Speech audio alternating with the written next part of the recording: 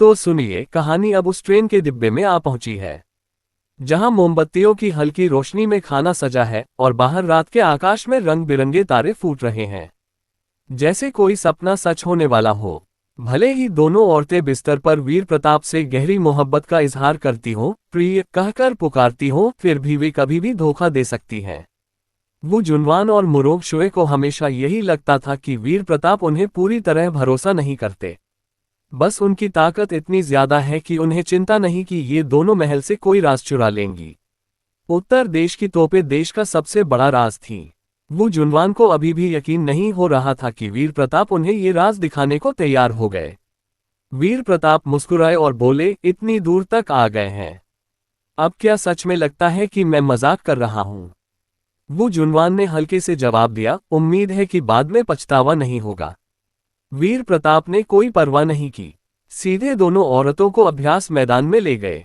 जैसे ही सैनिकों को पता चला कि राजकुमार आ रहे हैं, उन्होंने अभ्यास तुरंत रोक दिया। दो कतारों में खड़े होकर वीर प्रताप का इंतजार करने लगे। वीर प्रताप मैदान में दाखिल हुए तो सबने एक स्वर में कहा, राजकुमार जी को प्रणाम, राजकुमार जी की जय जय जय। मैदान में घुसते ही वीर प्रताप बोले, मेरी चिंता मत करो, अभ्यास जारी रखो। आदेश सुनते ही सैनिक अपनी जगहों पर लौट गए। तब तक वो जुनवान और मुरोग शोए की नजरें फायरिंग रेंज पर रखी तोपों पर टिक चुकी थीं। वे सैनिकों के हर छोटे छोटे काम को ऐसे घूर रही थीं मानो एक भी कदम छूट न जाए। थोड़ी देर बाद एक सैनिक ने तोप की डोरी खींची, फिर जोरदार धमाका हुआ। लक्ष्य वाला इलाका उड़ गया, धूल के बादल उड़ने लगे। ये देखकर दोनों औरतें स्तब्ध रह गईं। वो जुनवान के दिल में एक धक्का सा लगा। कोई आश्चर्य नहीं कि उत्तर देश ने महान वू राजवंश को इतनी आसानी से हरा दिया। वे तोप चलाने वाले सैनिकों की रियल महसूस कर रही थी, ज्यादातर पहली श्रेणी के, कुछ तो उस स्तर तक भी नहीं पहुंचे थे। बस थोड़ी ज्यादा ताकत वाले आम आदमी। एक साधारण आदमी ऐसी भयानक हथियार चला सकता है। एक गोला ग्रैंडमास्टर को मार सकता है, महान ग्रैंडमास्टर को भी हिला सकता है।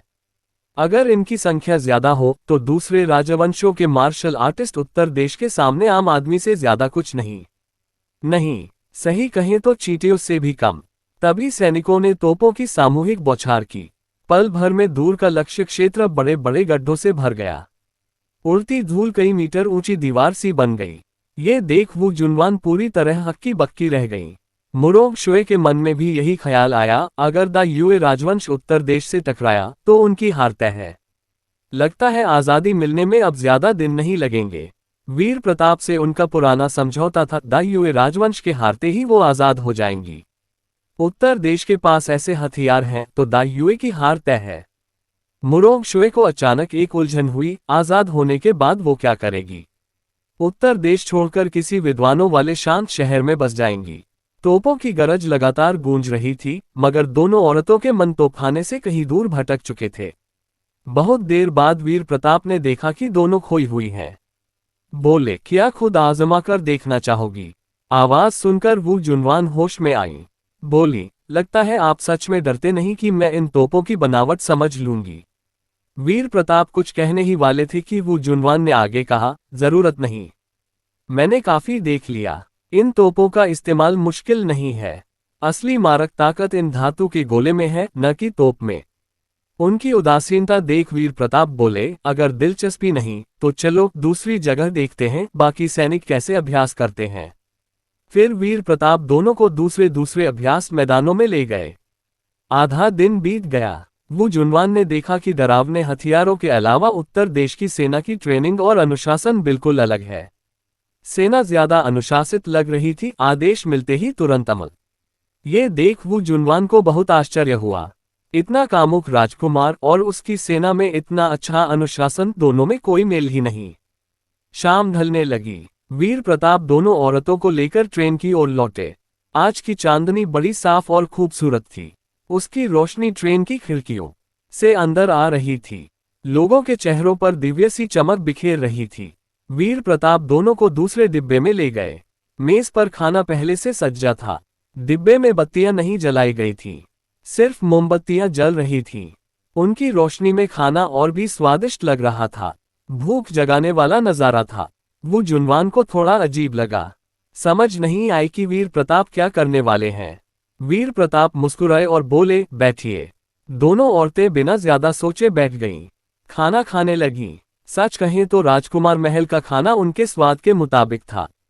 महल में रहने के बाद बाहर का खाना अब उन्हें अच्छा नहीं लगता था। तभी वू जुनवान बोली, सुना है कि हर शाम राजकुमार अपनी पत्नियों और रखैलों के साथ खाना खाते हैं। आज उनसे क्यों नहीं गए? तो सुनिए कहानी अब उस ट्रेन के डिब्बे में एक ऐसी सुबह की रोशनी में खिल रही है, जहां रात की आग अभी ठंडी नहीं हुई और मन में नए राज जाग रहे हैं। जैसे कोई पुराना बंधन टूट रहा हो और नया रिश्ता बन रहा हो। वो जुनवान ने वीर प्रताप की आवाज सुनकर होश में आई। उनके गोरे चेहरे पर आतिशबाजियों की चमक पड़ रही थी, हल्की सी लाली छाई हुई थी। उन्होंने ठंडे लेकिन थोड़े कांपते स्वर में कहा, मुझे लगा था कि तुम्हें बस औरतों के साथ वह सब करने का शौक है। पता नहीं था कि राजकुमार जी के पास औरतों को खुश करने के भी इतने तरीके हैं। फिर ठंडक से बोली, बस अफसोस है ये छोटे मोटे खेल मेरे ऊपर कोई असर नहीं करते। पास खड़ी मुरोग शुए ने ये सुनकर मन ही मन मुस्कुराए। वो जुनवान का चेहरा तो जल रहा था, लाली से फिर भी जिद पर अड़ी हुई थी। लगता था कि ऊंचे पद की आदत इतनी गहरी है कि ये औरत हार मानने को तैयार नहीं। तभी मुरोग शुए ने हल्के से कहा, बधाई हो राजकुमार जी। महारानी जी का दिल आपने पूरी तरह जीत लिया। यह अचानक सुनकर वो जुनवान ने ठंडी सिसकारी ली, हे बकवास। उनका चेहरा लाल था मगर आवाज में अभी भी वही ठंडक। वीर प्रताप के होठों पर हल्की मुस्कान तैर गई।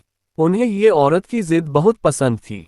आकाश में आतिशबाजियां अभी भी खिल रही थीं, रंग बिरंगे फूलों की तरह। वो जुनवान ने थोड़ा सा केक खाया और प्लेट सर्विंग ट्रॉली पर रख दी। दासी ने जल्दी से रेशमी रुमाल ला कर दिया। वो जुनवान ने अपने लाल होंठ पोंछे और बोली, खाना खत्म। इसे हटा लो। ये सुनकर मुरोग शुए ने भी अपनी प्लेट रख दी। केक सच में सबसे स्वादिष्ट मिठाई थी जिसे वो जुनवान ने कभी चखा था। मगर रात का खाना पहले ही खा चुकी थी, ज्यादा नहीं खा पाई। और सच कहें तो मन खाने में नहीं था। आधा महीना हो गया था इस लड़के से तकरार नहीं हुई थी। आज अचानक बाहर ले आया, इतना सब कुछ सजाया। वो जुनवान के मन में इच्छाएं उमड़ रही थीं। ये लड़का औरतों को संभालने में माहिर था। वो जुनवान मुंह से नहीं मानेंगी, मगर मन ही मन उन्होंने मान लिया था कि उसके छोटे छोटे खेल कमाल के हैं। ट्रॉली हटने के बाद बाकी दासियां समझ गईं। उन्होंने ट्रेन के पर्दे खींच दिए। डिब्बे में अब सिर्फ हल्की पीली रोशनी थी। उस रोशनी में वो जुनवान की गोरी त्वचा पर सुनहरा रंग छा गया और वो और भी मोहक और भी उत्सुक लग रही थी। वो जुनवान ने भावहीन स्वर में कहा, अगर यह सब उस छोटी दासी के लिए तैयार किया होता जो तुम्हारे पास खड़ी है, तो शायद वो इतनी खुश हो जाती कि जिंदगी भर तुम्हारी गुलाम बन जाती। अफसोस कि यह सब मेरे लिए है। लगता है राजकुमार जी को निराशा ही हाथ लगेगी। छोटी दासी से उनका मतलब था मुरोग शुए। वीर प्रताप हल्के से मुस्कुराए। फिर तेजी से वो जुनवान को बिस्तर पर लिटा दिया। ऊपर से उन्हें देखकर बोले, ओह ऐसा है क्या? तो लगता है महारानी जी का दिल पत्थर का है। मगर मैं सबसे ज्यादा ऐसी ही जिद्दी औरतों को संभालने में माहिर हूं।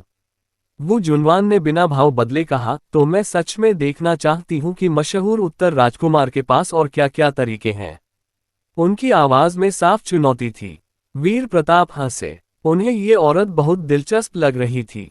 फिर झुककर उनके लाल होठों पर गहरा चुंबन किया। मम मम मम। वो जुनवान ने थोड़ा संघर्ष किया, फिर दोनों हाथों से उनकी गर्दन थाम ली। ये देख मुरोग शुए ने मन ही मन तिरस्कार भरी मुस्कान दी। क्या महारानी, वो उत्तर राजकुमार महल में उत्तर राजकुमार के सामने वो भी वही हाल है। वो जुनवान भी कोई अलग नहीं। किसी वजह से जब उन्होंने इतनी ऊंची औरत के गिरने का नजारा देखा तो मन में एक अजीब सुकून हुआ। उन्हें हमेशा लगता था कि वो बहुत जल्दी इस बुरे मर्द के सामने हार गईं। खुद को बेशर्म समझती थीं। अब देखा कि महान वू की राजकुमारी भी उत्तर राजकुमार से नहीं बच पाई, तो उन्हें लगा कि इस मर्द के सामने हारना कोई बहुत बड़ी शर्म की बात नहीं। ये बुरा मर्द सच में कमाल का था, मगर फिर भी ये जोड़ा अभी डिब्बे में शरारतें कर रहा था और उन्हें देखना पड़ रहा था। क्या यह उन पर जुल्म नहीं?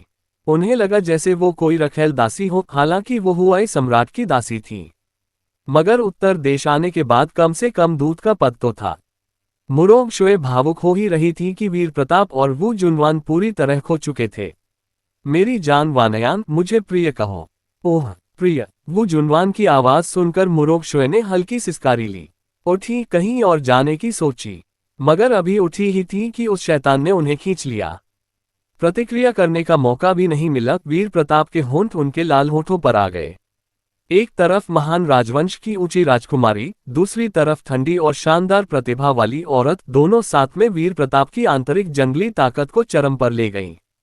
काफी देर बाद वू जुनवान के शरीर से अचानक सुनहरी रोशनी निकलने लगी। वो रोशनी सीधे आकाश में नहीं गई, उनके चारों ओर घूमने लगी। फिर ट्रेन के ऊपर एक विशाल चमकदार बवंडर बादल बन गया। ये देख वीर प्रताप और मुरोक शुए दोनों ठिठक गए। वीर प्रताप को तुरंत समझ आ गया।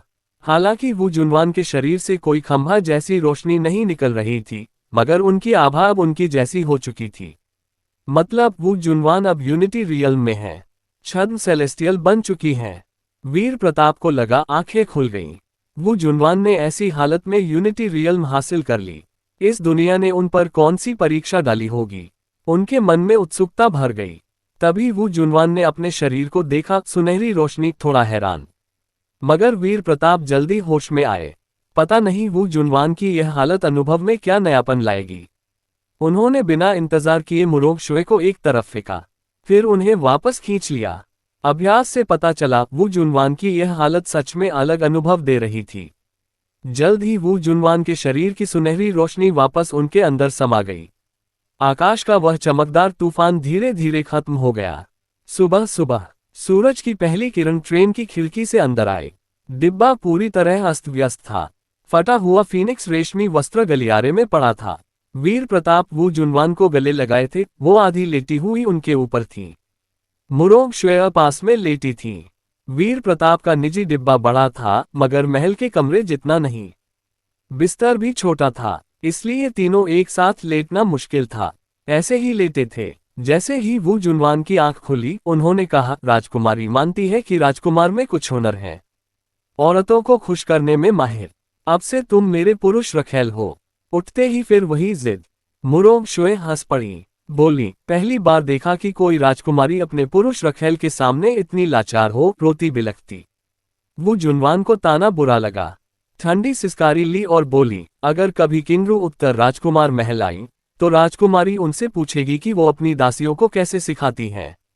वीर प्रताप को ये बात अजीब लगी। बोले, ओह, तुम्हारी बातों से लगता है कि तुम मानती हो कि हुआई सम्राट एक दिन उत्तर राजकुमार महल आएंगी। क्या तुमने नहीं कहा था कि वो मरना पसंद करेगी मगर झुकेंगी नहीं? वो जुनवान बोली, अगर राजकुमार सच में द युए राजवंश को हरा देने की ताकत रखते हैं, तो राजकुमारी बीच में पड़कर किंगरू को समझा सकती हैं कि वो आपके साथ हो जाए। उनकी बात सुनकर वीर प्रताप ने उनकी पीठ पर हाथ फेरा। सीधे पूछा, बोलो, सेलेस्टियल बनने की तुम्हारी परीक्षा क्या थी? वो जुनवान एक पल को सख्त हो गई। ठंडे स्वर में बोली, क्या तुम समझते हो कि मैं तुम्हें इतना बड़ा राज बताऊंगी? उनकी बात से वीर प्रताप समझ गए कि वो नहीं बताएंगी। जोर नहीं दिया, मुस्कुराकर बोले, न बताओ तो क्या, मेरा अंदाजा अच्छा है। तुम्हारी सेलेस्टियल बनने की परीक्षा में मेरा बहुत बड़ा हाथ है। वो जुनवान का शरीर एक पल को सख्त हो गया। उन्हें लगा कि वीर प्रताप कुछ भाप गया है। अगर यह चालाक लड़का उनकी परीक्षा का राज जान गया, तो वो उनके बारे में क्या सोचेगा पता नहीं। किसी भी हाल में नहीं बताना था, सोचकर बोली, राजकुमार हमेशा की तरह बेशर्म है। मेरी सेलेस्टियल परीक्षा में तुमसे क्या लेना देना? मुरोक शुए ने यह बात सुनकर मन ही मन चौंक गई। कोई आश्चर्य नहीं कि कल रात वो जुनवान के शरीर से सुनहरी रोशनी निकली, वे यूनिटी रियल में पहुंच चुकी हैं, छद्म सेलेस्टियल बन गई हैं। ये बहुत अजीब था। कौन सोचता कि कोई औरत मर्द के मिलन के दौरान यूनिटी रियल्म हासिल कर ले। तो सुनिए, कहानी अब उन बादलों से घिरी ऊंची चोटी पर पहुंच गई है, जहां धुंध का साया दुनिया को ढक रहा है और एक औरत के मन में पुरानी यादें और नई चिंताएं साथ साथ घूम रही हैं। जैसे कोई पुराना बंधन टूटने वाला हो। मिस्टी वर्ल्ड। एक ऊंची बादलों को चीरती चोटी पर बैंगनी बादल वाली पोशाक में एक औरत चट्टान के किनारे खड़ी थी। दूर दूर तक फैली काली धुंध को देख रही थी। ये दुनिया का वह हिस्सा जो अभी भी धुंध से ढका हुआ था। ये चोटी इस दुनिया की उन गिनती चुनी जगहों में से एक थी जहां धुंध नहीं पहुंच पाती थी। उस वक्त औरत धीमे से बुदबुदाई, लगता है प्रतिबंध टूटने वाला है। पता नहीं जब मैं उस दुनिया में वापस लौटूंगी तो क्या उन दोनों शिष्यों को फिर देख पाऊंगी जिन्हें मैंने कभी अपना लिया था। प्रतिबंध टूट रहा था, ये साफ दिख रहा था, मगर यह प्रक्रिया बहुत लंबी थी। शायद 10 साल, शायद 100 साल। कल्पनाशीलों के लिए 100 साल कोई बड़ी बात नहीं होती, मगर साधारण लोगों के लिए 100 साल पूरी जिंदगी होती है। अमर और मरणशील में फर्क बहुत बड़ा है। अगर उसके 2 शिष्य अपनी जिंदगी में स्वर्गीय मानव रियल्म तक नहीं पहुंच पाए, तो जब प्रतिबंध टूटेगा तो वो उस निचले संसार में लौटेगी और शायद सिर्फ उनकी कब्रें मिलेंगी। ये सोचकर औरत ने हल्की सांस ली। जब वो पहली बार उस निचले संसार में गई थी तो इस कारण प्रभाव में पड़ना नहीं चाहिए था। अब उन्हें थोड़ा अफसोस हो रहा था उन दोनों को शिष्य बनाने का। तभी पीछे से सफेद वस्त्र में एक आदमी प्रकट हुआ, जैसे कोई दाववादी अमर उतर आया हो। उसने दूर की धुंध की ओर देखा, फिर मुस्कुराकर कहा, छोटी बहन, लगता है प्रतिबंध जल्द ही पूरी तरह टूट जाएगा। जैसे ही यह बंधन हटेगा, हमारा मिस्टी अमर संप्रदाय फिर से उठ खड़ा होगा। ये सुनकर औरत की भौहें सिकुड़ गईं। उन्होंने जवाब दिया, बड़े भाई, क्या आप भूल गए कि हम इस हालत में कैसे पहुंचे? आदमी ने लापरवाही से कहा, हम यहाँ इसलिए निर्वासित हुए क्योंकि हमारी ताकत कम थी, इसलिए हमें और मजबूत होना चाहिए। एक दिन मैं मिस्टी अमर संप्रदाय को वापस घर ले जाऊंगा और उन सभी पुराने दुश्मनों को मिटा दूंगा। औरत ने समझाने की कोशिश की, बड़े भाई, कुछ बातें छोड़ देनी चाहिए। आदमी ने ठंडी सिसकारी ली, छोटी बहन, तुम अभी भी इतनी नर्म दिल हो। उन निचले संसार के चींटियों पर दया करने की कोई जरूरत नहीं, वे तो कचरा हैं। हमारा मिस्टी अमर संप्रदाय के लिए पोषण बनना, यह उनकी खुशकिस्मती है। औरत ने ठंडे स्वर में कहा, बड़े भाई, आप बदल गए हैं, पहले आप ऐसे नहीं थे। आदमी हंसा, इंसान बदलता है। जब मुझे पता चला कि गुरु हमें सिर्फ पुनर्जन्म के लिए निशाना मानते थे, तब मैं बदल गया। ये दुनिया क्रूर है। अगर मैं पहले जैसा भोला रहता तो मिस्टी अमर संप्रदाय बहुत पहले मिट जाता। मुझे यकीन है कि एक दिन तुम भी अपने बड़े भाई को समझ जाओगी। कहकर आदमी की आकृति पल भर में गायब हो गई। बस बैंगनी पोशाक वाली औरत चोटी पर अकेली खड़ी रह गई। उधर उत्तर पश्चिम के जंगली मैदान, अनंत घास के मैदान में एक कामुक औरत पहाड़ी पर खड़ी थी। दूर दूर तक फैली बर्बर सेना को देख रही थी। उसका शरीर बहुत सुडौल था, बहुत कम कपड़े पहने थे, बस कुछ रेशमी टुकड़े। सपाट और गोरी कमर खुली हुई थी, पूरी देह से कामुकता टपक रही थी। उसके अधीनस्थों को उसकी क्रूरता मालूम थी, फिर भी उनकी नजरें बार बार उसके शरीर पर ठहर जाती थीं। तभी एक बर्बर जनरल उसके पास आया, एक गड्ढे में सफेद कागजों का ढेर थमाया। बोला, देवी जी, यहाँ कई बड़े राजवंशों की हाल की खबरें हैं। औरत ने कागज लिए, धीमे से बुदबुदाई, इतनी जल्दी इस दुनिया के लोगों ने इतना बढ़िया कागज बना लिया, सोचा नहीं था। फिर पलट पलट कर पढ़ने लगी। खबरें देखकर मुंह युनशी को हल्का आश्चर्य हुआ। जैसा सोचा था वैसा ही है। उत्तर देश थोड़ी मुश्किल है। रहस्यमयी हथियार, हथियार भले ही कितने ताकतवर हों, युद्ध संरचनाओं के सामने नहीं टिकेंगे। तभी सामने खड़ा बर्बर जनरल बोला, देवी जी, घास के मैदान के सारे कबीले इकट्ठे हो चुके हैं। जो नहीं माने उन्हें हमारी सेना ने कुचल दिया। अब बर्बर कबीले फिर से एकजुट हैं। सारे कबीले के सरदार आपकी आज्ञा का पालन करने को तैयार हैं। आप बस एक इशारा करें, हम दक्षिण बढ़ेंगे और बड़े बड़े राजवंशों को रौंद देंगे। ये सुनकर मुंह युनशी हल्के से हंसी। फिर पूछा, साधना विधियां और युद्ध संरचनाओं का अभ्यास कैसा चल रहा है? जनरल एक पल को ठिठका, जवाब नहीं दिया। मुंह युनशी बोली, मैं भी चाहती हूं कि जल्दी दक्षिण बढ़ूं, मगर तुम्हारी अभी की ताकत से दक्षिण जाना तो दूर, सबसे कमजोर ब्लैक ड्रैगन देश को भी नहीं हरा पाओगे। तियान की राजा वाली घटना इतनी जल्दी भूल गए? जनरल ने सिर झुकाया, देवी जी सही कह रही हैं, मैं बहुत जल्दबाजी में था। मुंह युनशी बोली, युद्ध संरचनाओं का अभ्यास जल्दी पूरा करो। 5 साल में हम दक्षिण बढ़ेंगे, महान जुए को मिटा देंगे। देवी जी से साफ समय सुनकर जनरल बहुत उत्साहित हो गया। तुरंत बोला, जी देवी जी। फिर मुंह युनशी की नजर फिर से दूर बर्बर सेना पर गई, जो युद्ध संरचनाओं का अभ्यास कर रही थी। मन ही मन सोचा, उत्तर देश कहीं कोई अनजाना खतरा न बन जाए। ये सोचकर उनकी आंखों में दृढ़ता आ गई। कोई भी हो, उन्हें घर लौटने से कोई नहीं रोक सकता। उधर शुनयुवान चेन की मदद से ल्यू यी ने हेयान काउंटी में मजबूत पांव जमा लिए। सिर्फ इतना ही नहीं, उसने बहुत बड़ी सेना भी खड़ी कर ली। तो सुनिए, कहानी अब उत्तर राजकुमार महल के उस अध्ययन कक्ष में आ पहुंची है, जहां दीपक की रोशनी में राज खुल रहे हैं और बाहर चांदनी में साजिशें पनप रही हैं। जैसे कोई बड़ा खेल शुरू होने वाला हो। लू यी की सेना में बहुत से ऐसे लोग थे जो झाओ राजा से तबाह हुए राज्यों से भागकर आए थे। जैसे ही लू यी ने सेना जुटाई, उसने तुरंत विस्तार शुरू कर दिया। लगातार इलाके बढ़ाता गया। ज्यादा दिन नहीं लगे, उसके कब्जे में 3 काउंटियां आ गईं। उसकी ताकत अब राजधानी की ओर बढ़ रही थी। इस रफ्तार से देखें तो साल भर में उसका इलाका राजधानी से सटा हुआ होगा। लू यी को अच्छी तरह पता था कि वो वीर प्रताप का मोहरा भर है, मगर वो मोहरा बनकर रहने को तैयार नहीं था। उसे जल्दी से बहुत ताकतवर बनना था। अपने इलाके और प्रभाव बढ़ाने के साथ साथ लू यी एक दूसरी योजना भी चला रहा था। वो ताइन दिव्य संप्रदाय से संपर्क बनाने की कोशिश कर रहा था, उनसे और सहारा लेना चाहता था। फिर किसी तरह उत्तर देश से तोपों का राज हथियाना था।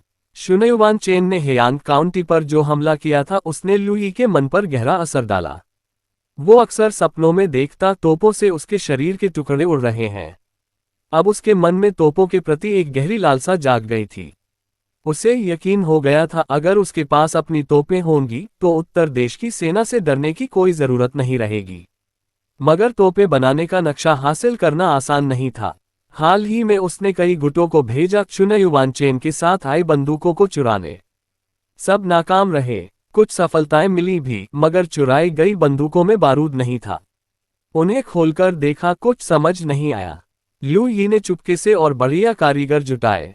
उत्तर देश जैसी हथियार बनाने की कोशिश शुरू कर दी। उसकी ये गुप्त हरकतें ब्रोकेड गार्ड्स की नज़र से छिप नहीं पाईं। सैनिक डेरों में चोरों का घुसना कोई छोटी बात नहीं थी, खासकर जब ये बार बार हो रहा हो। ज्यादा दिन नहीं लगे, खबर वीर प्रताप तक पहुंच गई। उत्तर देश, उत्तर राजकुमार महल का अध्ययन कक्ष। लियांगजो की रिपोर्ट सुनकर वीर प्रताप गहरे विचार में डूब गए। कुछ पल बाद बोले, पता चला कि इसके पीछे कौन है। लियांगजो ने सिर झुकाकर कहा, राजकुमार जी, वे चोर मरे हुए सैनिक थे। जैसे ही पकड़े गए, या तो जहर खाकर आत्महत्या कर ली या दांतियान फोड़ लिया। कोई सुराग नहीं मिला। वीर प्रताप मुस्कुराए, फिर बोले, ज्यादातर मेरे बड़े भाई राजकुमार लू यी की हैं। तोपों ने उनका दिल डरा दिया है। अब बेचैन हो रहे हैं। बिना अपराधियों का नाम पता किए भी अंदाजा लगाना मुश्किल नहीं था। आखिर घटना हेयान काउंटी में हुई थी। कुछ देर सोचकर वीर प्रताप बोले, अब जब लू यी ने हेयान काउंटी में मजबूत पांव जमा लिए हैं, अपनी ताकत खड़ी कर ली है, तो जनरल शुनयुवान और उनकी सेना को उत्तर लौटने का वक्त आ गया है। कहते हुए उन्होंने कलम उठाए, सफेद कागज पर लिखने लगे। लिखते लिखते बोले, जनरल शुनयुवान को संदेश भेजो, जल्द से जल्द हेयान काउंटी से सेना लेकर उत्तर लौट आए। लियांगजो ने सिर झुकाकर कहा, आ गया राजकुमार जी। फिर पत्र लेकर बाहर निकल गए। जैसे ही लियांगजो महल से निकले, एक दासी अध्ययन कक्ष में आई। बोली, राजकुमार जी, रानी लिंगलोंग आज फिर महल आई हैं। ये सुनकर वीर प्रताप के होठों पर हल्की मुस्कान तैर गई। जुए लिंगलोंग रोज आ रही थीं। लगता था कि वो बहुत बेचैन हैं उनके करीब आने के लिए। अगर वो इतनी उत्सुक हैं तो मौका दे ही देते हैं। शाम हुई। Wind cloud court. आज वीर प्रताप चेन वानरों के कक्ष में नहीं गए। रोज जाते थे। युन शियान को अब गुस्सा आने लगा था। वीर प्रताप ने मुंह जिशुवान की कमर थामी, छाती उनकी पीठ से सटाए, सिर उनकी सुगंधित कंधे पर रखा, कान में फुसफुसाए, प्रिय, अगर कल लिंगलोंग फिर आए तो क्या तुम मेरी एक मदद करोगी। रात अभी अभी मुंह जिशुवान के साथ बीती थी। वो कमजोर स्वर में बोली, आप जो कहेंगे। वीर प्रताप बोले, मेरे और लिंगलोंग के बीच अकेले मिलने का मौका बना दो। वो कई दिनों से रोज आ रही हैं। साफ है कि मेरे करीब आने की फिराक में हैं, मगर मौका नहीं मिल रहा। जब वो इतनी चाहती हैं तो मैं मौका दे ही देता हूं। लिंगलोंग का नाम सुनकर मुंह जिशुवान का शरीर एक पल को सिहर गया। पूछा, आप उन पर हाथ डालने वाले हैं क्या। वीर प्रताप मुस्कुराए, तुम्हें क्या लगता है प्रिय। मुंह जिशुवान ने कुछ गहरी सांसें ली, फिर बोली, आपकी रखेल समझ गई। अचानक उन्हें कुछ याद आया। बोली, राजकुमार जी, एक बात आपसे कहनी है। वीर प्रताप ने उत्सुक होकर पूछा, प्रिय, जो मन में हो खुलकर कहो। कहते हुए वो मुड़ गए। मुंह जीशुवान को अपनी ओर किया, बाजू में भर लिया। उनके लाल गालों को देखकर इंतजार करने लगे। मुंह जीशुवान बोली, राजकुमार जी, महल के कारोबार दिन ब दिन बढ़ रहे हैं। मेरी क्षमता अब सीमित हो गई है।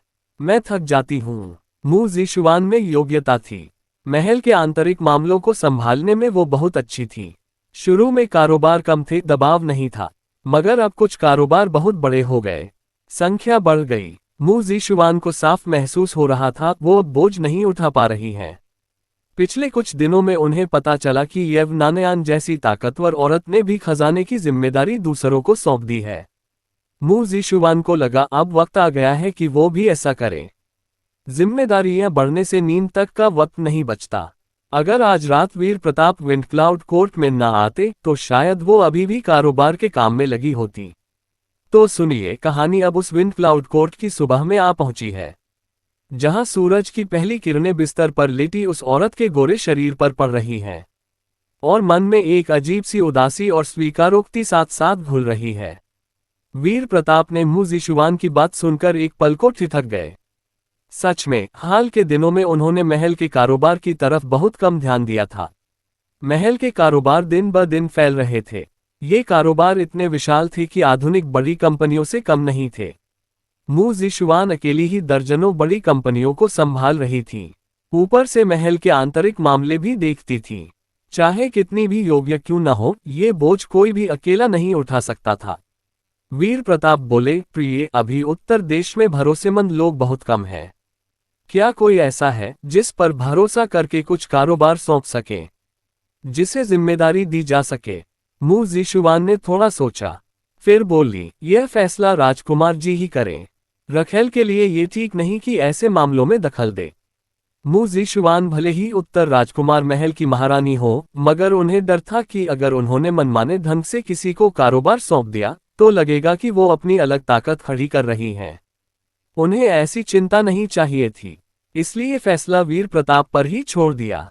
वीर प्रताप ने कुछ देर सोचा, फिर बोले, मेरे पास एक ऐसा व्यक्ति है जो अभी बेकार बैठा है, मगर उसकी पहचान थोड़ी खास है। अभी उसे खुलेआम कारोबार संभालने के लिए तैयार नहीं किया जा सकता। मुंह जीशुवान ने तुरंत समझ लिया। बोली, क्या राजकुमार जी वो राजकुमारी की बात कर रहे हैं? वीर प्रताप बोले, हाँ, वो महत्वाकांक्षी भी है और योग्य भी। उसे पूरे दिन आंगन में बंद रखना, कुछ करने न देना उसे अच्छा नहीं लगता। मैं सोच रहा हूं कि कुछ कारोबार उसे सौंप कर देखूं। मुंह जीशुवान ने तुरंत जवाब नहीं दिया। महल की औरतें वुजुनवान से थोड़ी सतर्क रहती थीं। ये औरत बहुत महत्वाकांक्षी थी। पहले तो सम्राज्ञी बनने की ख्वाहिश रखती थी, अब वीर प्रताप की औरत बन गई है। शरीर और मन शायद उनका हो गया हो, मगर स्वभाव रातों रात नहीं बदलता। शायद उसके मन में पहले से ही महारानी बनने की सोच हो, या फिर आगे चलकर महारानी का पद हथियाने की। वो जुनवान इतने दिनों से महल में है। महल की औरतें लगभग कभी अपनी मर्जी से उसके आंगन में नहीं गईं, बस उससे सावधान रहती हैं। एक बहुत महत्वाकांक्षी औरत महल के अंदरूनी हिस्से में आए तो मौजूदा सुख शांति भंग हो सकती है। वीर प्रताप ने देखा कि मुंह जीशुवान चुप है।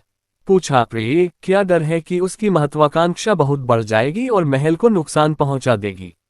मुंह जीशुवान होश में आई। बोली, हाँ, भले ही वो अब राजकुमार जी की औरत है, मुझे फिर भी थोड़ी चिंता रहती है।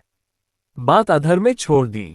येवनानयान स्काई वुल्फ किंग की रखेल महल में आई थी तो ऐसी चिंता नहीं हुई थी, मगर वो जुनवान के पीछे पूरा राजवंश था। महान वो राजवंश अभी भी कायम था। वीर प्रताप मुस्कुराए, बोले, चिंता मत करो प्रिय, अगर उसकी महत्वाकांक्षा बहुत तेजी से बढ़ी तो मैं समय रहते उसे दबा दूंगा। मुंह जीशुवान बोली, फैसला राजकुमार जी का है। चूंकि वीर प्रताप ने कह दिया था, मुंह जीशुवान ने और कुछ नहीं कहा। उन्हें यकीन था कि वीर प्रताप की नजर रहेगी तो वो औरत ज्यादा शरारत नहीं कर पाएगी।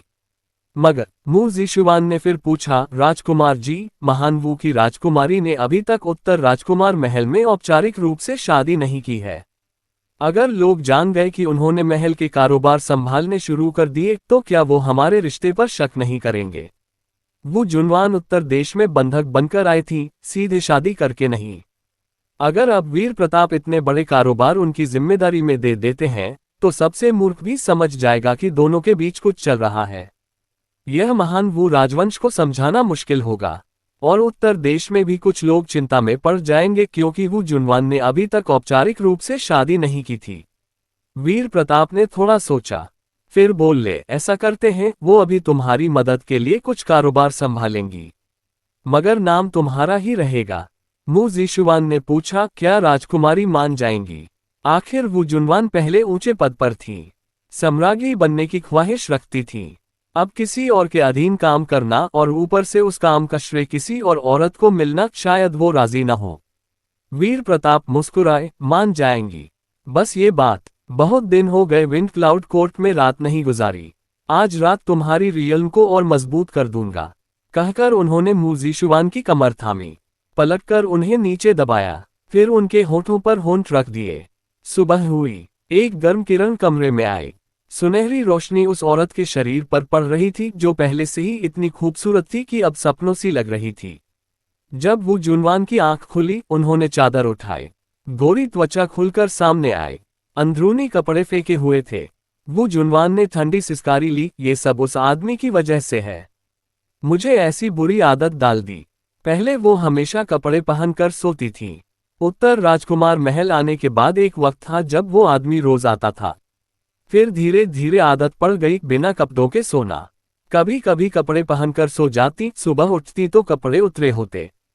अब कपड़े पहनकर सोना भी असहज लगता।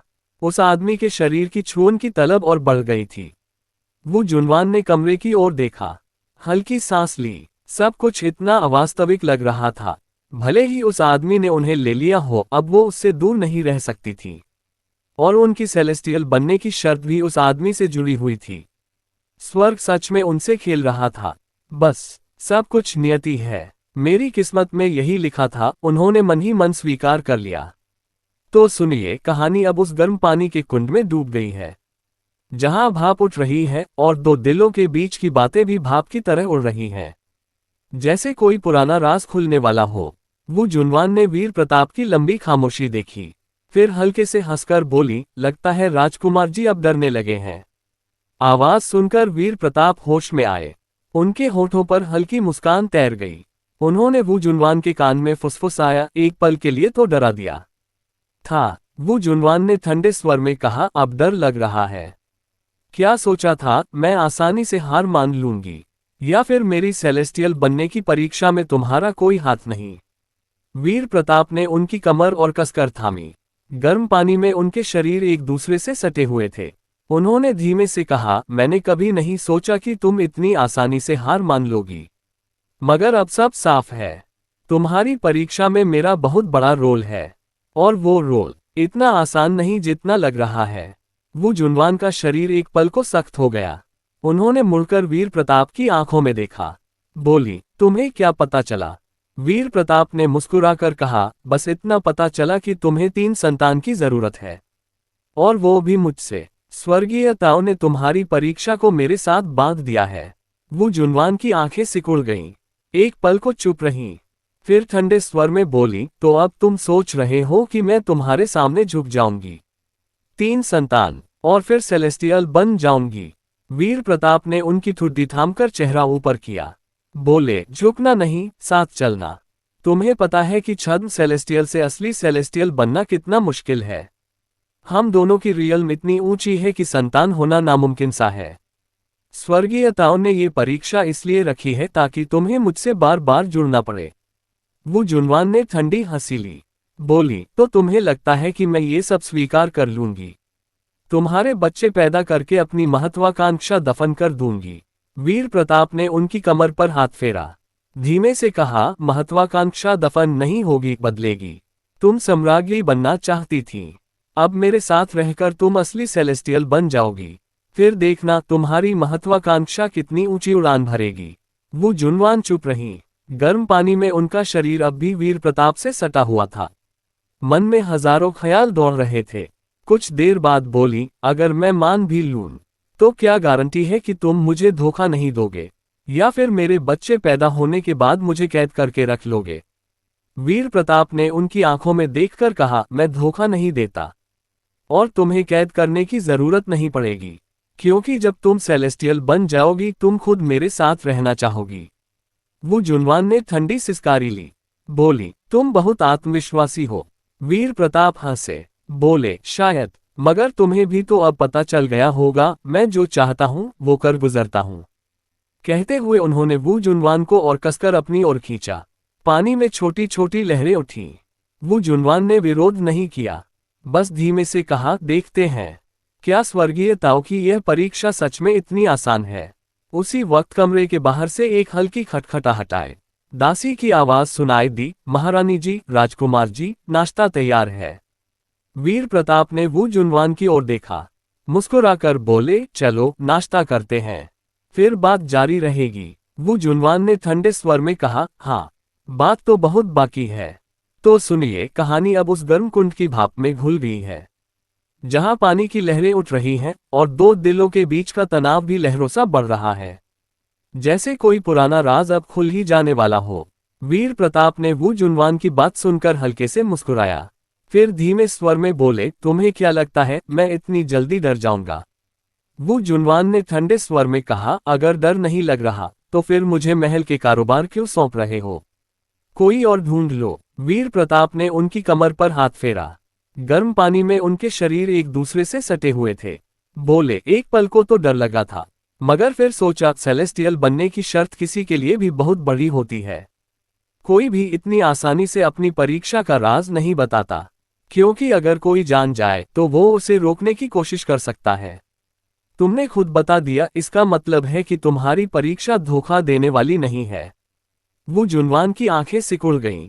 वो समझ गईं कि वीर प्रताप ने उनकी झूठ पकड़ लिया है, मगर उन्होंने कोई परवाह नहीं की। बोली, तो क्या हुआ? तुम्हें शक हो गया तो क्या अब तुम मुझे कभी पूरा भरोसा नहीं करोगे? वीर प्रताप ने उनकी ठुड्डी थामकर चेहरा ऊपर किया।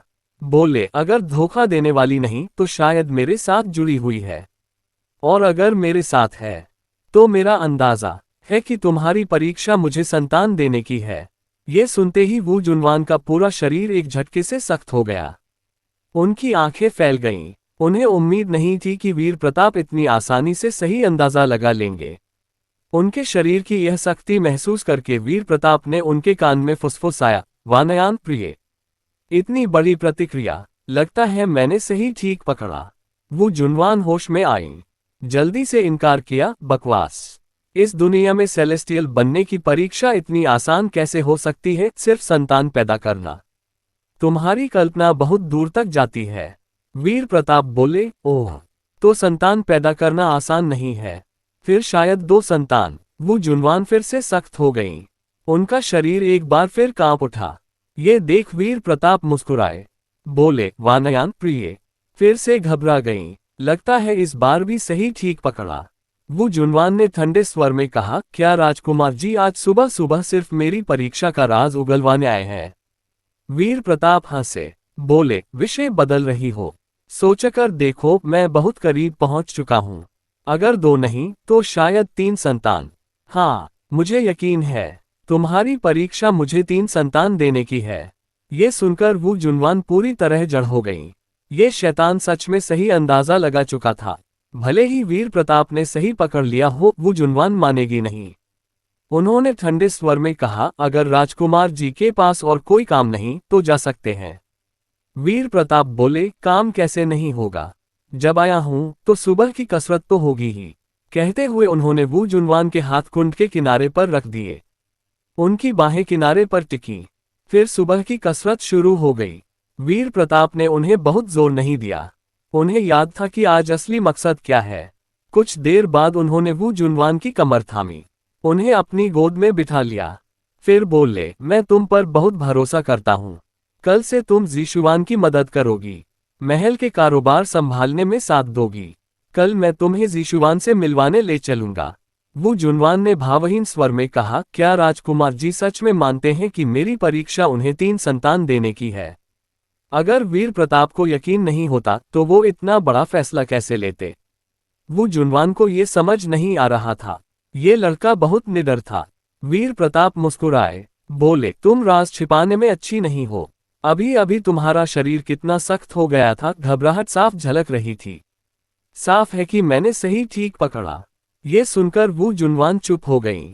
उन्हें क्या करते, यह आदमी जैसे आया वैसे ही उन्हें सताने लगा। थोड़ी सी भी घबराहट दिखी वो तुरंत पकड़ लेता। अब चाहकर भी झूठ बोलना बेकार था। वो मान चुका था कि उनकी परीक्षा संतान देने की है। बस अब झूठ बोलकर क्या फायदा, जब तक मुंह से न माने ठीक है। सोचकर वो जुनवान बोली, बस उम्मीद है कि राजकुमार जी को बाद में अफसोस न हो। वीर प्रताप बोले, जब फैसला कर लिया है अफसोस नहीं होगा। मुझे यकीन है कि तुम्हारी मदद से महल के कारोबार और फैलेंगे। वो जुनवान ने और कुछ नहीं कहा। तभी वीर प्रताप ने उन्हें छोड़ा। कुंड से बाहर निकले। दासी ने तुरंत तौलिया लाकर सुखाया। वीर प्रताप बोले, मुझे कुछ काम है, मैं पहले जाता हूं। तुम आराम से नहा लो। वो जुनवान ने ठंडी सिसकारी ली। ये हरामी काम खत्म करके भाग गया। वीर प्रताप कपड़े पहनकर सीधे अध्ययन कक्ष चले गए। उधर वो जुनवान कुंड से निकली। ड्रेसिंग टेबल पर बैठी आईने में खुद को देखा। थोड़ा खो गईं। उन्हें लग रहा था कि वो इस लड़के के जाल में पूरी तरह फंस चुकी हैं। शायद इस जन्म में कभी बाहर नहीं निकल पाएंगी। न सिर्फ शरीर और मन उससे बंध गया है, सेलेस्टियल बनने की परीक्षा भी उसी से जुड़ी है। और उसने इतनी आसानी से राज पकड़ लिया। स्वर्ग सच में उनसे बहुत खेल रहा था। तो सुनिए कहानी अब उत्तर राजकुमार महल के उस खास कमरे में पहुंच गई है, जहां हवा में नए कपड़ों की महक है और दो औरतों की बातों में छिपी हुई एक गहरी चालाकी, जैसे कोई बड़ा जाल बिछने वाला हो। वो जुनवान ने वीर प्रताप की बात सुनकर ठंडे स्वर में कहा, चूंकि राजकुमार जी पहले ही डर गए हैं, तो अब मुझे महल के कारोबार सौंपने का ख्याल छोड़ दीजिए। किसी और को ढूंढ लीजिए। वीर प्रताप ने हल्के से मुस्कुराकर कहा, एक पल को तो डर लगा था, मगर फिर सोचा सेलेस्टियल बनने की शर्त यूनिटी रियल्म में किसी के लिए भी बहुत बड़ी होती है। कोई भी इतनी आसानी से अपनी परीक्षा का राज नहीं बताता, क्योंकि अगर कोई जान ले तो वो रोकने की कोशिश कर सकता है। तुमने खुद बता दिया, इसका मतलब तुम्हारी परीक्षा धोखा देने वाली नहीं है। वो जुनवान समझ गई कि वीर प्रताप ने उनका झूठ पकड़ लिया, मगर उन्होंने कोई परवाह नहीं की। बोली, तो क्या हुआ? तुम्हें शक हो गया तो क्या?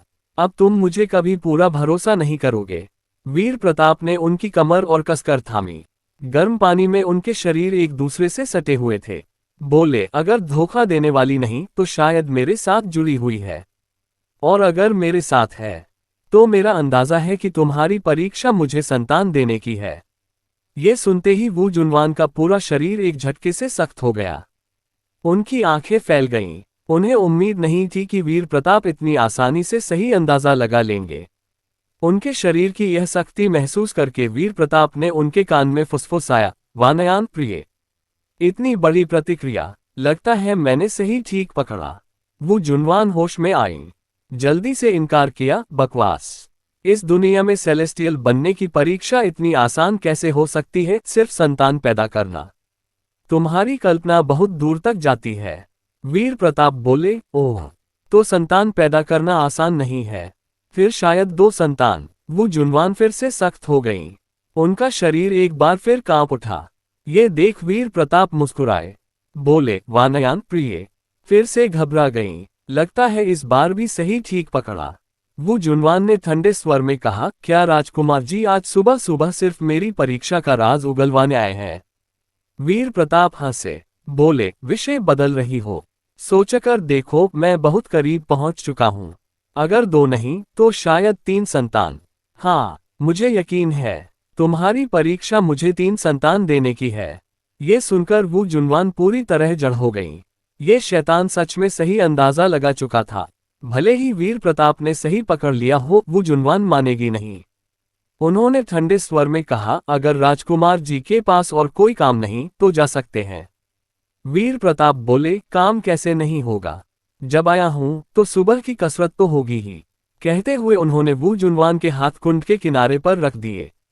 उनकी बाहें किनारे पर टिकी। फिर सुबह की कसरत शुरू हो गई। वीर प्रताप ने उन्हें बहुत जोर नहीं दिया। उन्हें याद था कि आज असली मकसद क्या है। कुछ देर बाद उन्होंने वो जुनवान की कमर थामी। उन्हें अपनी गोद में बिठा लिया। फिर बोले, मैं तुम पर बहुत भरोसा करता हूं। कल से तुम जीशुवान की मदद करोगी, महल के कारोबार संभालने में साथ दोगी। कल मैं तुम्हें जीशुवान से मिलवाने ले चलूंगा। वू जुनवान ने भावहीन स्वर में कहा, क्या राजकुमार जी सच में मानते हैं कि मेरी परीक्षा उन्हें 3 संतान देने की है? अगर वीर प्रताप को यकीन नहीं होता तो वो इतना बड़ा फैसला कैसे लेते? वू जुनवान को ये समझ नहीं आ रहा था। ये लड़का बहुत निडर था। वीर प्रताप मुस्कुराए, बोले, तुम राज छिपाने में अच्छी नहीं हो। अभी अभी तुम्हारा शरीर कितना सख्त हो गया था, घबराहट साफ झलक रही थी। साफ है कि मैंने सही ठीक पकड़ा। ये सुनकर वू जुनवान चुप हो गईं। उन्हें क्या करते? यह आदमी जैसे आया वैसे ही उन्हें सताने लगा। थोड़ी सी भी घबराहट दिखी वो तुरंत पकड़ लेता। अब चाहकर भी झूठ बोलना बेकार था। वो मान चुका था कि उनकी परीक्षा संतान देने की है। बस अब झूठ बोलकर क्या फायदा, जब तक मुंह से न माने, ठीक है सोचकर वो जुनवान बोली, बस उम्मीद है कि राजकुमार जी को बाद में अफसोस न हो। वीर प्रताप बोले, जब फैसला कर लिया है अफसोस नहीं होगा। मुझे यकीन है कि तुम्हारी मदद से महल के कारोबार और फैलेंगे। वो जुनवान ने और कुछ नहीं कहा। तभी वीर प्रताप ने उन्हें छोड़ा। कुंड से बाहर निकले। दासी ने तुरंत तौलिया लाकर सुखाया। वीर प्रताप बोले, मुझे कुछ काम है, मैं पहले जाता हूं। तुम आराम से नहा लो। वो जुनवान ने ठंडी सिसकारी ली। ये हरामी काम खत्म करके भाग गया। वीर प्रताप कपड़े पहनकर सीधे अध्ययन कक्ष चले गए। उधर वो जुनवान कुंड से निकली। ड्रेसिंग टेबल पर बैठी आईने में खुद को देखा। थोड़ा खो गईं। उन्हें लग रहा था कि वो इस लड़के के जाल में पूरी तरह फंस चुकी हैं। शायद इस जन्म में कभी बाहर नहीं निकल पाएंगी। न सिर्फ शरीर और मन उससे बंध गया है, सेलेस्टियल बनने की परीक्षा भी उसी से जुड़ी है। और उसने इतनी आसानी से राज पकड़ लिया। स्वर्ग सच में उनसे बहुत खेल रहा था। दोपहर हुई। जुए लिंगलोंग फिर उत्तर राजकुमार महल लाई, मुंह जीशुवान से गपशप करने। अब दोनों में सच में गहरी दोस्ती हो गई थी, एक दूसरे से सब कुछ शेयर करने लगी थी। दोनों बागिया के मंडप में बैठी थीं, हाथ में हाथ डाले। जुए लिंगलोंग ने आह भरी और बोली, हाय, क्राउन प्रिंस दक्षिण गए, इतने दिन हो गए, कोई खबर नहीं, मुझे अकेला छोड़ गए। लू महल कितना बड़ा है, फिर भी सूना सूना लगता है। ये सुनकर मुंह जीशुवान ने सांत्वना दी, बहन लिंगलोंग, क्राउन प्रिंस के पास अभी बहुत काम होगा, इसीलिए चिट्ठी नहीं लिख पा रहे। अगर लू महल में अकेलापन लगता है तो रोज यहाँ उत्तर राजकुमार महल आ जाया करो। जुए लिंगलोंग मुस्कुराई, बोली, अच्छा हुआ तुम हो यहाँ, नहीं तो उत्तर देश में सच में पता नहीं किससे बात करती। फिर थोड़ा रुककर बोली, मगर सच कहूं, क्राउन प्रिंस के बिना हर रात कमरा इतना खाली लगता है। हाय, शादी के बाद से मैंने औरत होने का असली सुख नहीं चखा। अब क्राउन प्रिंस दक्षिण गए, पता नहीं कब मुझे वहां ले जाएंगे। विधवा सी जिंदगी काट रही हूं, बहुत तकलीफ होती है। ये सुनकर मुंह जीशुवान हंस पड़ी, बोली, नहीं सोचा था कि बहन लिंगलोंग को भी ये परेशानी है। जुए लिंगलोंग बोली, शर्म की क्या बात है जीशुवान बहन, मैं भी औरत हूं, इच्छाएं ख्वाहिशें हैं, विधवा सी जिंदगी जीना सच में यातना है। कहते हुए उन्होंने मुंह जीशुवान की ओर देखा और पूछा, बहन जीशुवान, महल में इतनी सारी औरतें हैं, शायद राजकुमार जी तुम्हारे कक्ष में बहुत कम रातें गुजारते होंगे, है ना? मुंह जीशुवान मुस्कुराई, बोली, ऐसा नहीं है, वो अक्सर मेरे कक्ष में आते हैं। जुए लिंगलोंग ने फिर आह भरी, बोली, सच में ईर्ष्या होती है तुम पर। मुंह जीशुवान बोली, ईर्ष्या की क्या बात बहन? जुए लिंगलोंग ने उत्सुक होकर पूछा, क्यों? मुंह जीशुवान बोली, मुख्य वजह यह है कि राजकुमार जी में बहुत ज्यादा ताकत है, बहुत मजबूत हैं। जब भी मेरे कक्ष में आते हैं मुझे पूरी तरह थका देते हैं। जुए लिंगलोंग ने हैरानी से कहा, महल में इतनी औरतें हैं, क्या वो राजकुमार जी की ताकत को कम नहीं कर पाती? अब मुंह जीशुवान ने आह भरी, बोली, हाय, भले ही बहुत सारी पत्नियां रखैले हों, सब मिलकर भी राजकुमार जी का मुकाबला नहीं कर पाती। जुए लिंगलोंग ने आश्चर्य से कहा, राजकुमार जी इतने जबर हैं? मुंह जीशुवान बोली, अफसोस है कि बहन लिंगलोंग क्राउन प्रिंस से ब्याही गईं। अगर राजकुमार जी से शादी होती तो शायद तुम भी मेरी परेशानी समझती। जुए लिंगलोंग ने आह भरी, बोली, हाय, सब नियति है, मुझे वह सौभाग्य नहीं मिला। तभी मुंह जीशुवान को कुछ याद आया, बोली, बहन लिंगलोंग, महल की कपड़ा फैक्ट्री ने हाल ही में कुछ नए डिजाइन तैयार किए हैं, क्या तुम ट्राई करके देखोगी? ये सुनकर जुए लिंगलोंग का दिल धड़क गया। नए कपड़े ट्राई करना, मतलब महल के अंदरूनी हिस्से में जाना। अभी तक उनकी सारी बातचीत महल के बाहरी हिस्से में होती थी, अंदरूनी आंगन में कभी नहीं गईं। उत्तर राजकुमार से अकेले मिलने का मौका भी नहीं मिला था। अगर अंदरूनी हिस्से में घुस गईं तो मौके बहुत बढ़ जाएंगे। जुए लिंगलोंग ने तुरंत कहा, जरूर, मुझे महल की फैक्ट्री के कपड़े बहुत पसंद हैं। मु जीशुआन उठी, बोली, तो बहन लिंगलोंग मेरे साथ चलो। जी चलिए। और इस तरह मु जीशुआन जुए लिंगलोंग को अंदरूनी हिस्से में ले गईं। दोनों सीधे एक आमतौर पर खाली रहने वाले शयन कक्ष में पहुंची। मु जीशुआन ने खास तौर पर यही कमरा चुना था। कमरे में घुसते ही मु जीशुआन ने दासियों को हुक्म दिया, महल की फैक्ट्री के नए कपड़े लाओ। फिर दोनों ने धीरे धीरे नए कपड़े ट्राई करने शुरू किए। तो सुनिए, कहानी अब उस शयन कक्ष की हल्की रोशनी में पहुंच गई है, जहां नए कपड़ों की महक हवा में घुली है और एक औरत की आंखों में छिपी हुई एक गहरी चालाकी, जैसे कोई जाल बिछने वाला हो और शिकार खुद उसमें कूदने को तैयार। जुए लिंगलोंग ने ढेर सारे नए कपड़े ट्राई किए। सच कहें तो उत्तर राजकुमार महल की कपड़ा फैक्ट्री के डिजाइन सच में अनोखे थे। बहुत से कपड़े ऐसे थे जो ठीक लिंगलोंग के स्वाद के मुताबिक थे। कपड़े ट्राई करते करते वो इतनी मग्न हो गईं कि एक पल के लिए भूल ही गईं कि असल में यहाँ क्या करने आई हैं। कुछ देर बाद मु जीशुआन ने एक काली जालीदार स्कर्ट निकाली। लिंगलोंग से बोली, बहन लिंगलोंग, इस स्कर्ट के बारे में क्या कहती हो? स्कर्ट देखते ही लिंगलोंग की आंखें चमक उठीं। शैतानी संप्रदाय की होने के नाते काला रंग उनका सबसे पसंदीदा था। ये काली जालीदार स्कर्ट बिल्कुल उनके मन मुताबिक थी। मु जीशुआन के हाथ से स्कर्ट लेते हुए बोली, बहन जीशुआन, ये स्कर्ट बहुत खूबसूरत है। क्या महल की फैक्ट्री भविष्य में ऐसे कपड़े बेचेगी? मु जीशुआन बोली, अभी ये तय नहीं हुआ है, मगर अगर बहन लिंगलोंग को ये पसंद है तो मैं इसे उपहार में दे देती हूँ। लिंगलोंग ने मुस्कुराकर कहा, तो फिर बहुत बहुत शुक्रिया बहन जीशुआन। मु जीशुआन बोली, बहन लिंगलोंग, ट्राई करके देखो। जी बहुत अच्छा। लिंगलोंग ने तुरंत अपने कपड़े उतारे और काली जालीदार स्कर्ट पहन ली। स्कर्ट उनके सुडौल शरीर से चिपककर बैठ गई। नीचे का हिस्सा फूल की तरह खुला हुआ था, प्लीट्स के साथ। काली जाली के पीछे से उनकी बर्फीली गोरी त्वचा झलक रही थी, पूरी कामुकता बिखेर रही थी। मगर पूरी तरह काला होने की वजह से लिंगलोंग अब एक विधवा सी लग रही थी, जिसका पति हाल ही में गुजर गया हो। आईने के सामने खड़ी होकर लिंगलोंग ने शरीर को इधर उधर घुमाया। उन्हें स्कर्ट में कोई कमी नहीं लग रही थी, उल्टे बहुत पसंद आ रही थी। तभी एक दासी कमरे में आए। मु जीशुआन के कान में कुछ फुसफुसाए। मु जीशुआन ने लिंगलोंग से कहा, बहन लिंगलोंग, अचानक कुछ काम आ गया है। तुम कपड़े ट्राई करती रहो, मैं अभी आती हूँ। लिंगलोंग आईने में खुद को निहार रही थी। बिना ध्यान दिए बोली, हाँ हाँ, तुम जाओ, काम निपटा लो। मु जीशुआन के जाने के बाद लिंगलोंग को क्या पता था कि यह सब एक तय योजना का हिस्सा था। ज्यादा देर नहीं हुई कि दरवाजा फिर खुला। लिंगलोंग को लगा मु जीशुआन लौट आई। मुड़कर बोली, बहन जीशुआन, ये स्कर्ट।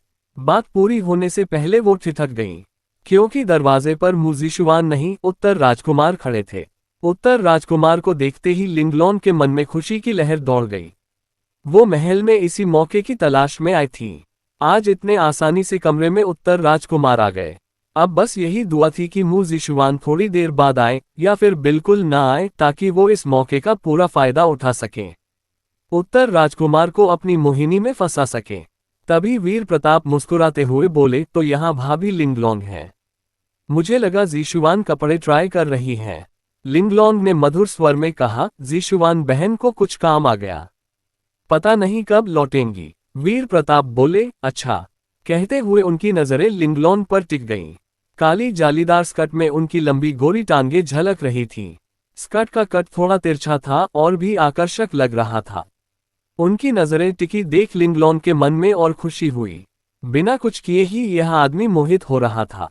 उत्तर राजकुमार को फंसाना बहुत आसान होगा।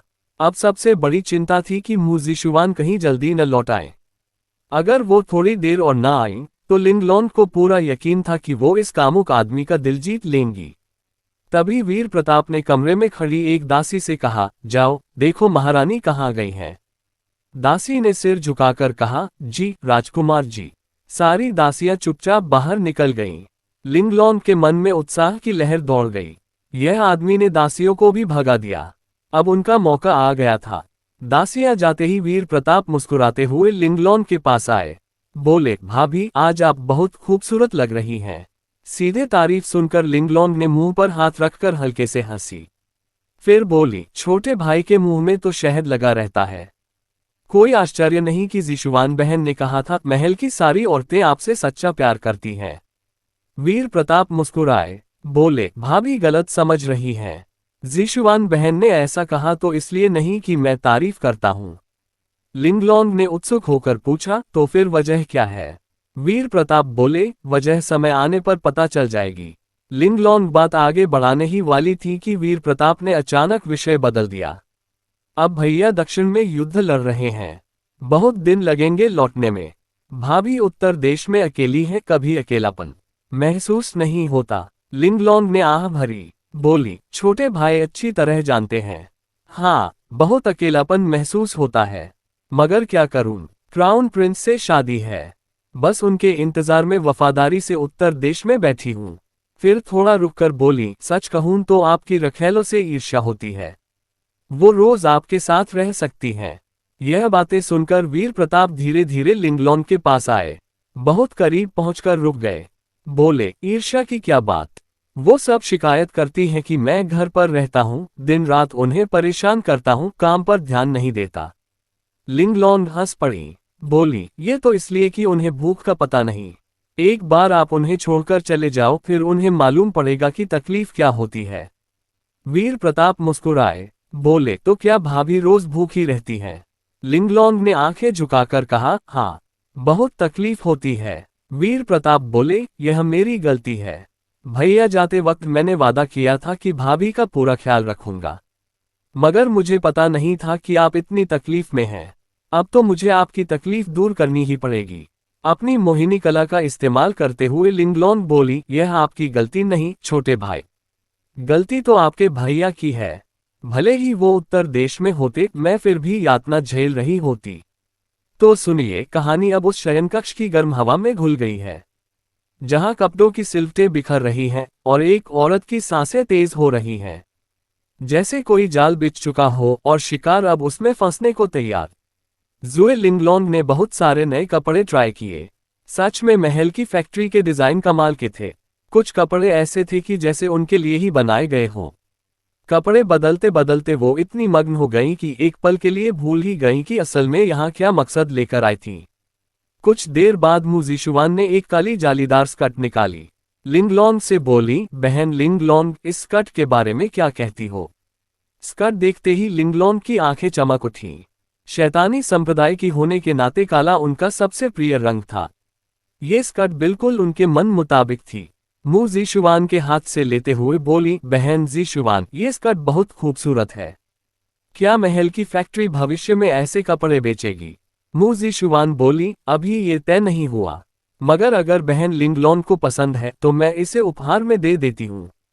लिंगलोंग मुस्कुराई, तो फिर बहुत बहुत शुक्रिया बहन जिशुवान। मु जिशुवान बोली, ट्राई करके देखो। जी, बहुत अच्छा। लिंगलोंग ने तुरंत अपने कपड़े उतारे और काली जालीदार स्कर्ट पहन ली।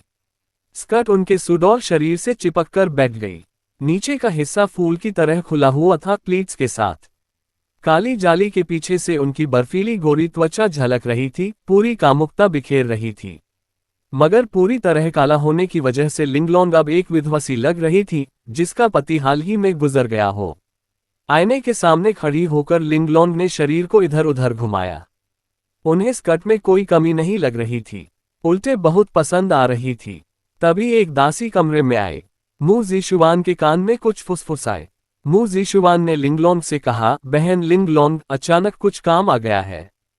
तुम कपड़े ट्राई करती रहो, मैं अभी आती हूँ। लिंगलोंग आईने में खुद को निहार रही थी। बिना ध्यान दिए बोली, हाँ हाँ, तुम जाओ, काम निपटा लो। मु जिशुवान के जाने के बाद लिंगलोंग को क्या पता था कि यह सब एक तय योजना का हिस्सा था। ज्यादा देर नहीं हुई कि दरवाजा फिर खुला। लिंगलोंग को लगा मु जिशुवान लौट आई। मुड़कर बोली, बहन जिशुवान, ये स्कर्ट। बात पूरी होने से पहले वो ठिठक गईं, क्योंकि दरवाजे पर मु जिशुवान नहीं, उत्तर राजकुमार खड़े थे। उत्तर राजकुमार को देखते ही लिंगलोंग के मन में खुशी की लहर दौड़ गई। वो महल में इसी मौके की तलाश में आई थी। आज इतने आसानी से कमरे में उत्तर राजकुमार आ गए। अब बस यही दुआ थी कि मू ज़िशुआन थोड़ी देर बाद आए या फिर बिल्कुल ना आए, ताकि वो इस मौके का पूरा फायदा उठा सकें, उत्तर राजकुमार को अपनी मोहिनी में फंसा सकें। तभी वीर प्रताप मुस्कुराते हुए बोले, तो यहाँ भाभी लिंगलोंग है। मुझे लगा ज़िशुआन कपड़े ट्राई कर रही हैं। लिंगलोंग ने मधुर स्वर में कहा, ज़िशुआन बहन को कुछ काम आ गया, पता नहीं कब लौटेंगी। वीर प्रताप बोले, अच्छा। कहते हुए उनकी नजरें लिंगलोंग पर टिक गईं। काली जालीदार स्कर्ट में उनकी लंबी गोरी टांगें झलक रही थीं। स्कर्ट का कट थोड़ा तिरछा था और भी आकर्षक लग रहा था। उनकी नजरें टिकी देख लिंगलोंग के मन में और खुशी हुई। बिना कुछ किए ही यह आदमी मोहित हो रहा था। उत्तर राजकुमार को फंसाना बहुत आसान होगा। अब सबसे बड़ी चिंता थी कि मू ज़िशुआन कहीं जल्दी न लौट आए। अगर वो थोड़ी देर और ना आई तो लिंगलोंग को पूरा यकीन था कि वो इस कामुक आदमी का दिल जीत लेंगी। तभी वीर प्रताप ने कमरे में खड़ी एक दासी से कहा, जाओ देखो महारानी कहाँ गई हैं। दासी ने सिर झुकाकर कहा, जी राजकुमार जी। सारी दासियां चुपचाप बाहर निकल गईं। लिंगलोंग के मन में उत्साह की लहर दौड़ गई। यह आदमी ने दासियों को भी भगा दिया। अब उनका मौका आ गया था। दासियां जाते ही वीर प्रताप मुस्कुराते हुए लिंगलोंग के पास आए। बोले, भाभी आज आप बहुत खूबसूरत लग रही हैं। सीधे तारीफ सुनकर लिंगलोंग ने मुंह पर हाथ रखकर हल्के से हंसी। फिर बोली, छोटे भाई के मुंह में तो शहद लगा रहता है। कोई आश्चर्य नहीं कि ज़िशुआन बहन ने कहा था, महल की सारी औरतें आपसे सच्चा प्यार करती हैं। वीर प्रताप मुस्कुराए, बोले, भाभी गलत समझ रही हैं। ज़िशुआन बहन ने ऐसा कहा तो इसलिए नहीं कि मैं तारीफ करता हूं। लिंगलोंग ने उत्सुक होकर पूछा, तो फिर वजह क्या है? वीर प्रताप बोले, वजह समय आने पर पता चल जाएगी। लिंगलोंग बात आगे बढ़ाने ही वाली थी कि वीर प्रताप ने अचानक विषय बदल दिया। अब भैया दक्षिण में युद्ध लड़ रहे हैं। बहुत दिन लगेंगे लौटने में। भाभी उत्तर देश में अकेली हैं, कभी अकेलापन महसूस नहीं होता। लिंगलोंग ने आह भरी। बोली, छोटे भाई अच्छी तरह जानते हैं। हाँ, बहुत अकेलापन महसूस होता है। मगर क्या करूं, क्राउन प्रिंस से शादी है। बस उनके इंतजार में वफादारी से उत्तर देश में बैठी हूं। फिर थोड़ा रुककर बोली, सच कहूं तो आपकी रखेलों से ईर्ष्या होती है। वो रोज आपके साथ रह सकती हैं। यह बातें सुनकर वीर प्रताप धीरे धीरे लिंगलोंग के पास आए। बहुत करीब पहुंचकर रुक गए। बोले, ईर्ष्या की क्या बात? वो सब शिकायत करती हैं कि मैं घर पर रहता हूं, दिन रात उन्हें परेशान करता हूं, काम पर ध्यान नहीं देता। लिंगलोंग हंस पड़ी। बोली, ये तो इसलिए कि उन्हें भूख का पता नहीं। एक बार आप उन्हें छोड़कर चले जाओ, फिर उन्हें मालूम पड़ेगा कि तकलीफ क्या होती है। वीर प्रताप मुस्कुराए। बोले, तो क्या भाभी रोज भूखी रहती हैं? लिंगलोंग ने आंखें झुकाकर कहा, हाँ, बहुत तकलीफ होती है। वीर प्रताप बोले, यह मेरी गलती है। भैया जाते वक्त मैंने वादा किया था कि भाभी का पूरा ख्याल रखूंगा, मगर मुझे पता नहीं था कि आप इतनी तकलीफ में हैं। अब तो मुझे आपकी तकलीफ दूर करनी ही पड़ेगी। अपनी मोहिनी कला का इस्तेमाल करते हुए लिंगलोंग बोली, यह आपकी गलती नहीं छोटे भाई, गलती तो आपके भैया की है। भले ही वो उत्तर देश में होते, मैं फिर भी यातना झेल रही होती। तो चलिए दोस्तों, आज के लिए बस इतना ही। अगर आपको यह वीडियो अच्छी लगी हो और आप इसके नए एपिसोड जल्दी देखना चाहते हो तो लाइक करें, चैनल को सब्सक्राइब करें और कमेंट में कुछ भी लिख दें। तो चलिए दोस्तों, वीडियो यहीं खत्म करते हैं। बाय बाय, फिर मिलेंगे।